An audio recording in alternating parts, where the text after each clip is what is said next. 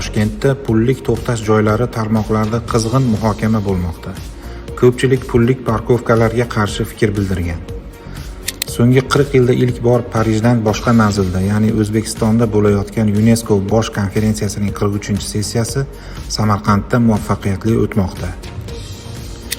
Afg'onistonda yuz bergan zilzila kuchi O'zbekiston hududida ham sezildi. Zilzila kuchi janubiy hududlarda nisbatan yuqori bo'lganligi aytilmoqda. 1,5 bo'lyapti, quloq yog'dirdi.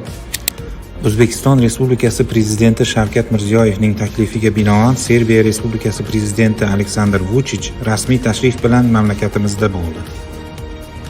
O'zbekiston Respublikasi Prezidentining qaroriga muvofiq noyabr oyida har bir ehtiyojmand oilaga 1 million so'm miqdorida bir martalik moddiy yordam berilishi boshlandi. Bu kabi yordamlar bizga ancha yengillik beradi.